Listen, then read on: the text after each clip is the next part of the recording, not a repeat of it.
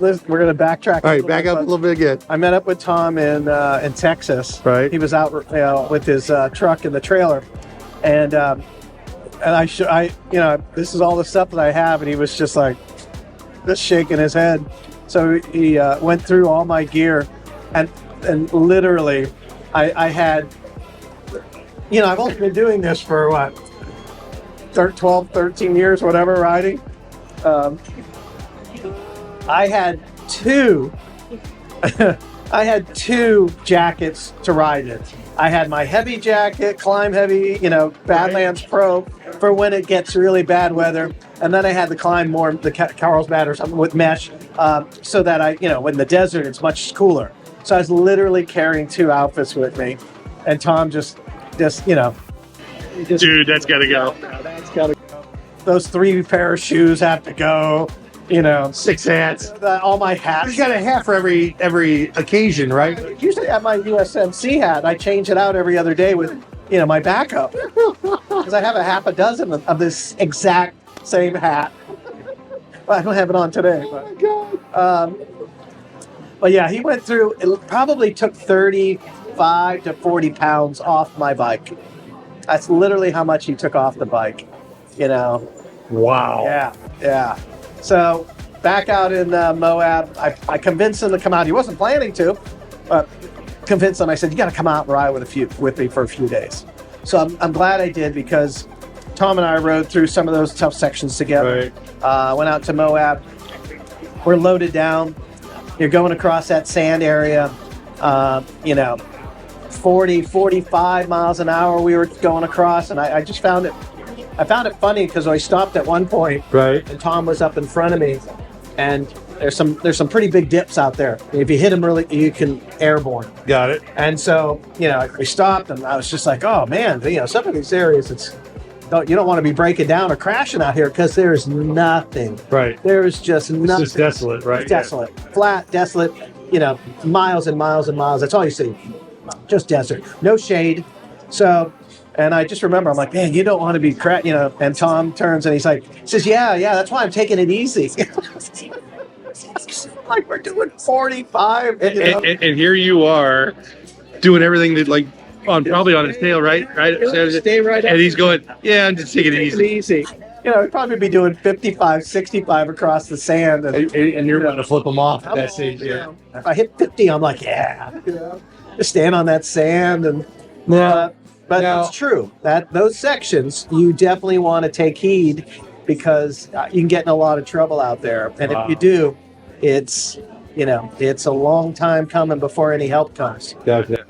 My last piece is here. So not only did you get thinned out on your luggage, but then you lost. Yeah. Am I correct that there is a Moscow bag still somewhere out I guess. In where? It was in Utah. Utah. Okay. Utah was just eating me up and spitting me out. Gotcha. It was literally the day after going through Lockhart Basin. Getting beat up on Lockhart Basin. We were heading north and got to a point. Parker was with me. We went by the exit, and I thought, oh, he'll turn around, he'll come back. And it was hot, so I thought, I'm going to grab some water out of my pack. I got off my bike, I walked around, and I looked, and I was like, there was no pack. I was just like, what? And I was in such shock, I guess. I literally walked around my bike looking for the bag. Nothing. More than likely, I had cracked the frame. It was an old, one of the first versions of the Moscow bag. Got it. And so the locking mechanism would bend when I would fall and probably crack the frame, and it literally popped off. When you took naps, not fall. Yeah, when I took naps. When my bike took naps. When you're, because it's tired. It's tired. Well, definitely tired. Lots of tiredness. So that was all my gear. So before I segue, what would be maybe one or two things that you would tell someone about these BDRs? At the end of the day, realistically, what would you say is the biggest things to look out for, or your best advice? I would absolutely get prepared. Get your maps. I would I used my maps and I used the GPS tracks. Right. Study it, use some of the social media to get feedback from people, Yeah. learn about the conditions during the time that you want to go, Right. because they can literally change from one end to the other end of a BDR. California is a great example. You've got desert on one side at the beginning, Right. and then at the northern part, it's in the mountains, so you get snowpack. So, definitely get the advice of what your conditions might be like at the time that you're thinking of going. Right. I'm a planner in the sense that I'm planning out. Oh my God, thank you. I'm planning out how far I want to try to get and looking around. It does it take away from the adventure? It's not like you're just running out there and doing it. No, I don't think so. I mean, Okay. you're still planning it. You're still on the. You gotta have some thought going into it. You can't just do it blindly. No, because in my opinion, if you're doing it blindly in certain areas, you can definitely get in trouble. And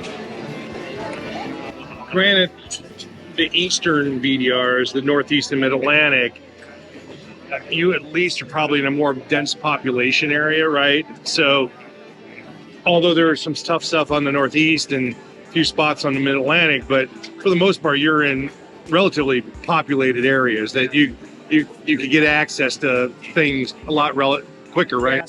Food. Exactly, right. But when you get out west, and and even what I noticed just on that one section of the Wyoming piece that I did, there's not much. Yeah. And you need to make sure that you have the right things, right? Like I talk about water, right? Staying hydrated, those type of things. And so I can see how when you start hitting 100-degree weather or 100 degrees and you're running into those situations, you better make sure you're kind of prepared for all that. Yeah. You hope for the best, prepare for the worst. Exactly, right. Yeah. And because the worst can come and hit you at any time. Tire, mechanics, something, anything, a crash. Right. And so being prepared for that, just understanding what you might be getting into on the route itself. Right. I think is the best advice. Enjoy it. Don't try. There's no, Hero mode. There's no hero mode. When you finish the whatever BDR you're on, if you finish that BDR, there's no crowd, there's no finish line, there's no breaking the tape through it. Right. Right. So if you can take your time and enjoy it and go through it, it's the better way. I've seen people fly through those areas. And a lot of people have been hurt out there because they're not taking that time. And so I know one person that he did the Idaho BDR last year, and he didn't really blow it up on social media, but he had basically a 1-year-old GSA and went off the done off the side. Yeah, went off the side and his whole bike totaled. Yeah, it's easy enough to do. Right.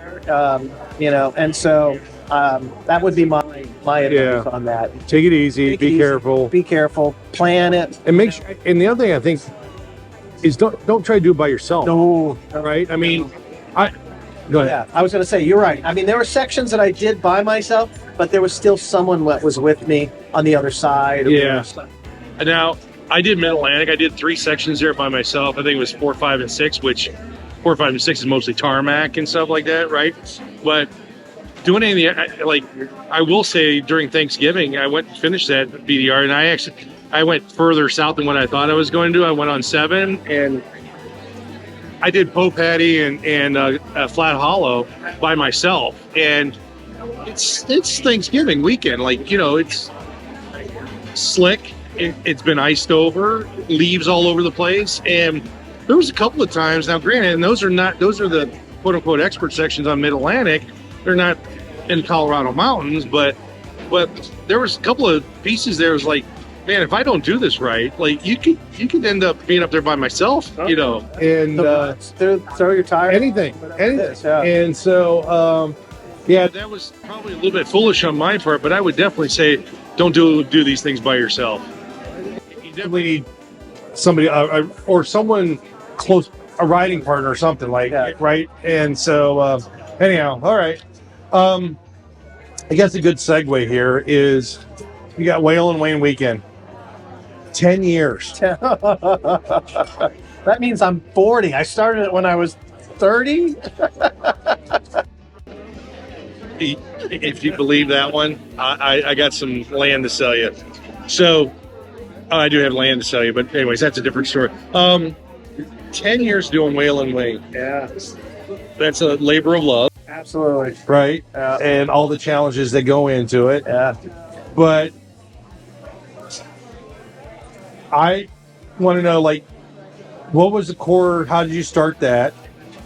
But then I want to talk about the 10th anniversary because you're planning on having a blowout this year. Am I not mistaken? Yeah.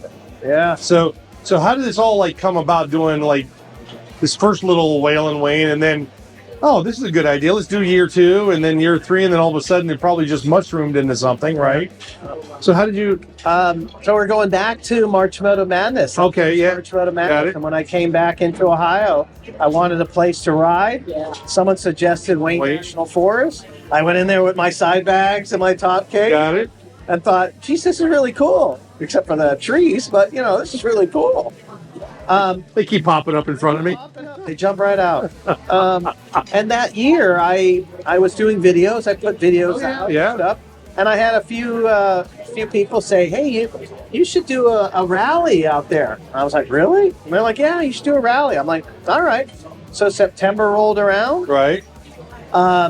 Whale and Wayne Weekend, WWW, actually is a bit of a segue to March Moto Madness Got it. MMM, because that was my first adventure rally. So Wayne National Forest, my first year, there was 12 of us. So we were the Dirty Dozen. Nice. The Dirty Dozen. Face it, I think we got pizza delivered that night, and So real basic. real basic. Real basic. Real basic. Just the same thing that March Moto Madness started out in. Got it. Just a few friends getting Right. together. And then the next year, we got a few more people, and the following year, and the following year, and it just kept building, and now, next year, 10 years, which absolutely, I can't believe how the fact that 10 years has gone by. That's crazy. I- Who's the headliner?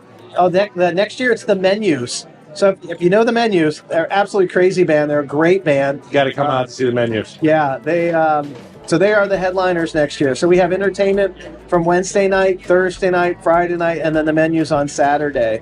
We're expecting 400 because that's what we're capping it at this year. Wow. It's a big field. I mean, you were there this year. Yeah. 2 years in a row. We had 325 people, but it doesn't feel like that. That's true. It's such a great. I will say that even though you had that many people there, it didn't feel like Doesn't that, feel like right? it, yeah.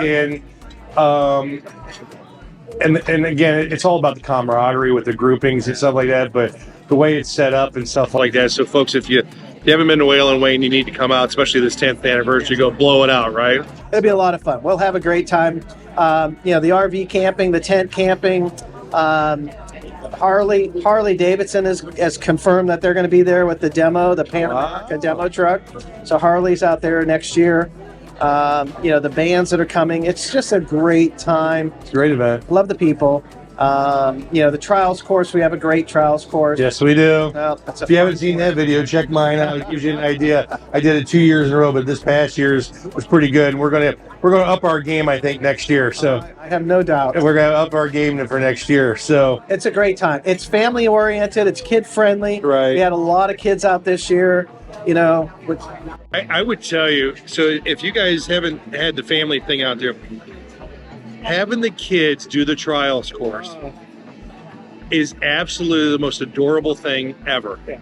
The little girl that went through with her in a bike like in the mud and stuff like that. she didn't stop at any. She just went right. I mean, and then what's the older boy, Max? Oh my! I mean, just the stuff that watching those kids go through there and the enjoyment that it brings to a lot of people, and the mud pit at the end. I think I got everybody pretty much on that thing. Oh my God, the stuff that happened there is unbelievable. It's a lot of fun.